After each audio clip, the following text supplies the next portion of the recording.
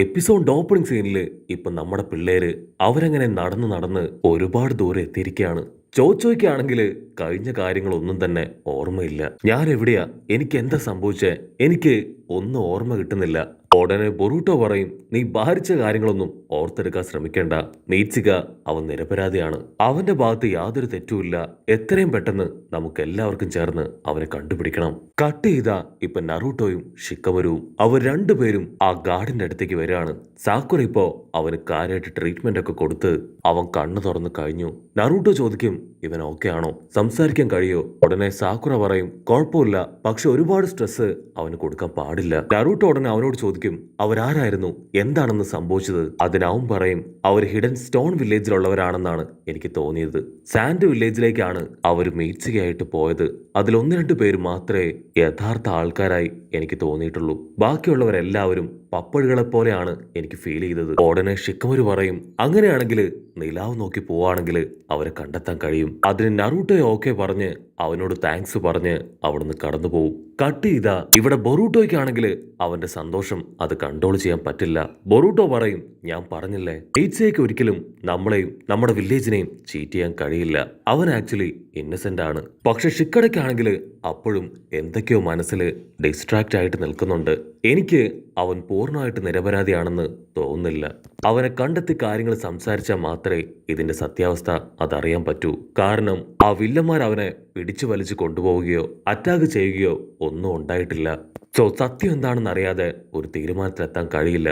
അതിന് ബൊറൂട്ടോ അവൻ ടെൻഷനായിട്ട് പറയും, അവന് നമ്മൾ ദ്രോഹിക്കണമെന്ന് ആഗ്രഹം ഉണ്ടായിരുന്നെങ്കിൽ ഉറപ്പായിട്ടും അവൻ ആ ഗാർഡ്സിനെ കൊന്നേനെ.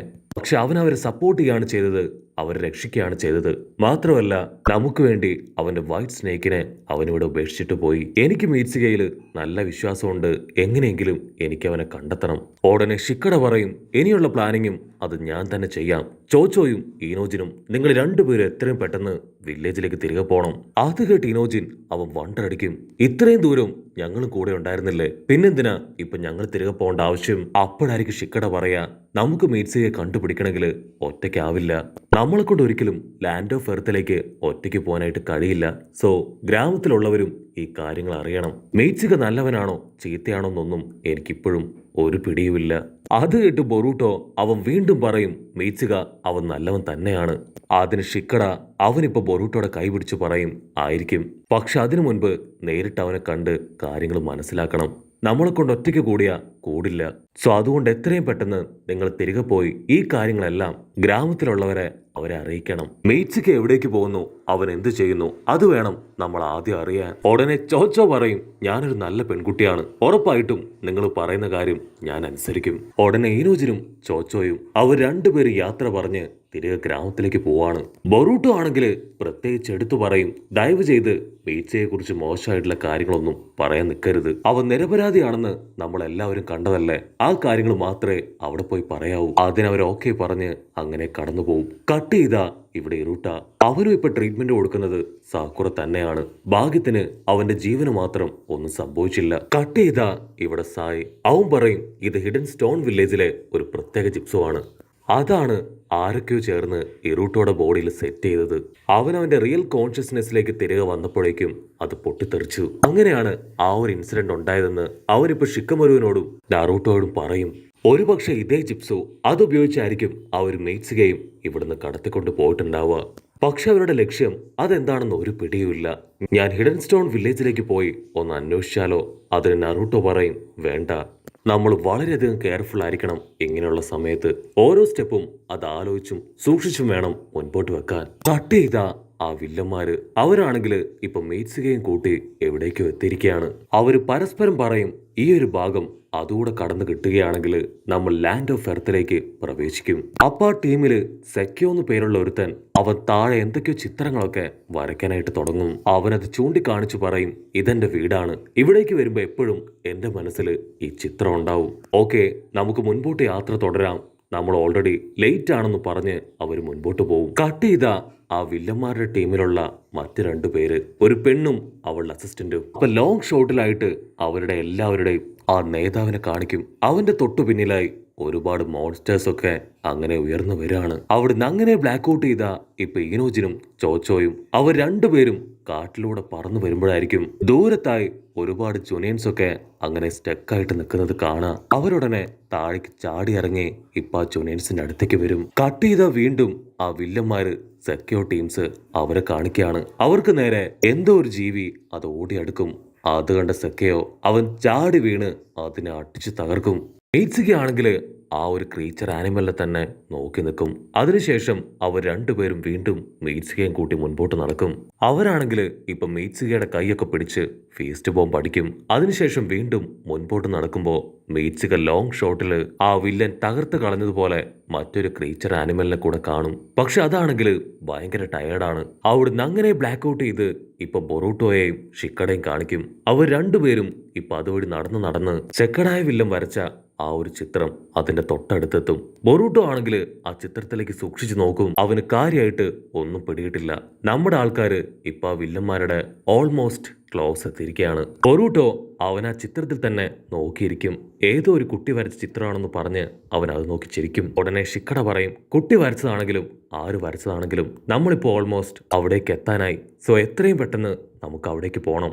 അവർ കുറച്ച് ദൂരം കൂടെ മുൻപോട്ട് നടക്കും. അപ്പോഴേക്കും ഓൾമോസ്റ്റ് സമയം സന്ധ്യയായിട്ടുണ്ടാവും. കട്ട് ചെയ്ത ഇവിടെ കൊനഹമാരു അവനാണെങ്കിൽ ബൊറൂട്ടോയും ടീമിനെയൊക്കെ ഓർത്ത് ഒരുപാട് വിഷമിച്ച് ടെൻഷൻ അടിച്ച് അങ്ങനെ നിൽക്കുകയാണ്. ഉടനെ മിറായി ആണെങ്കിൽ കൊനഹമാരുന്റെ അടുത്തേക്ക് വരും. മിറായി ചോദിക്കും, മീറ്റ്സുകയുടെ ഭാഗത്ത് നിന്ന് ഇങ്ങനെ ഒരു മൂവ്മെന്റ് ഞാൻ ഒരിക്കലും പ്രതീക്ഷിച്ചില്ല.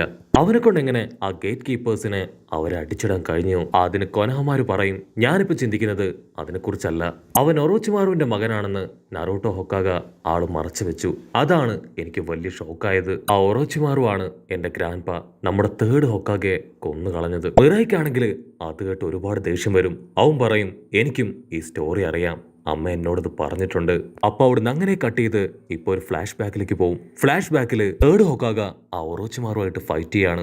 ആ ഒരു ഫൈറ്റിലാണ് ഒറോച്ചിമാറു മരിച്ചത്. കട്ട് ചെയ്ത കൊനഹമാരു പറയും, ഒറോച്ചിമാറു അവൻ ഒറ്റൊരുത്തൻ കാരണമാണ് എന്റെ ഗ്രാൻഡ് പേ എനിക്ക് നഷ്ടമായത്. തേർഡ് ഹൊക്കാഗെ എല്ലാവർക്കും ഒരുപാട് ഇഷ്ടമായിരുന്നു. എല്ലാവരും റെസ്പെക്ട് ചെയ്യുന്ന നല്ലൊരു പേഴ്സണാലിറ്റി. അത് കേട്ട് മിറായി, അപ്പോ ഒറോച്ചിമാറുവിനെ പോലെ തന്നെ മീറ്റ്സുകയും നിങ്ങൾ വെറുക്കുന്നുണ്ട്? കൊനഹമാരു അവന്റെ കൈ പിടിച്ച് പറയും, എനിക്ക് സാറഡയെയും ബൊറൂട്ടോയും പോലെ തന്നെയാണ് മീറ്റ്സുക. അവനും ടീം 7ലെ ഒരു മെമ്പറാണ്. എനിക്ക് അവരെല്ലാവരും ഒരുപോലെ തന്നെയാണ്. മീറ്റ്സുകയോട് എനിക്ക് യാതൊരു വെറുപ്പോ ദേഷ്യമോ ഒന്നുമില്ല.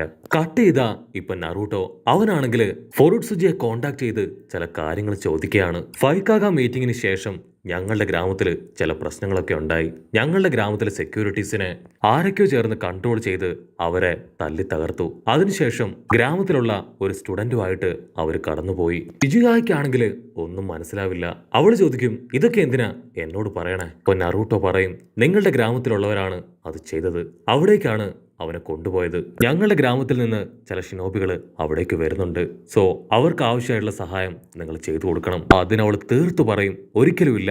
അവിടുന്ന് ആരിവിടേക്ക് വന്നാലും അങ്ങനെ ആരിവിടേക്ക് വന്നാലും ഞാൻ അവരെ ക്യാപ്ചർ ചെയ്യും. നിങ്ങൾ ടെൻഷൻ ആവേണ്ട ആവശ്യമില്ല. നിങ്ങളെ ഞങ്ങൾ സഹായിക്കാം.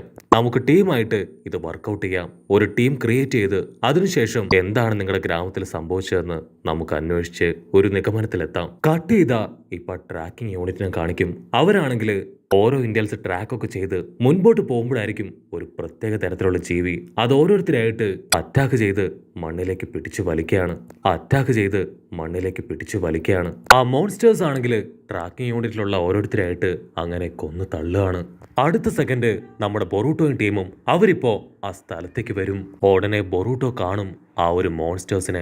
ബൊറൂട്ടോയ്ക്കാണെങ്കിൽ അവറ്റകളെ കാണുമ്പോൾ തന്നെ അതിന് മനസ്സിലാവും. ബൊറൂട്ടോ പറയും, ഇത് തന്നെയാണ് മീറ്റ്സുകയുടെ പാമ്പിനെ തിന്നാൻ ശ്രമിച്ചത്. ഇതിനെ കാട്ടിൽ വെച്ച് ഇതിനെ തല്ലിക്കൊന്ന് കഷ്ടപ്പെട്ടാണ് ഈ പാമ്പിനെ ഞാൻ രക്ഷിച്ചത്. ബൊറൂട്ടോ പറയും, ഇത് തന്നെയാണ് അവര് പോയ വഴി. ഇതിലൂടെ പോവുകയാണെങ്കിൽ നമുക്ക് മീറ്റ്സിയെ കണ്ടുപിടിക്കാൻ പറ്റും. അപ്പൊ അവിടുന്ന് അങ്ങനെ സൂം ചെയ്ത് ആ വില്ലന്മാരെ കാണിക്കുകയാണ്. ഉടനെ ആ വില്ലന്മാരും നമ്മുടെ ആൾക്കാർ വരുന്ന കാര്യം കറക്റ്റായിട്ട് തിരിച്ചറിയും.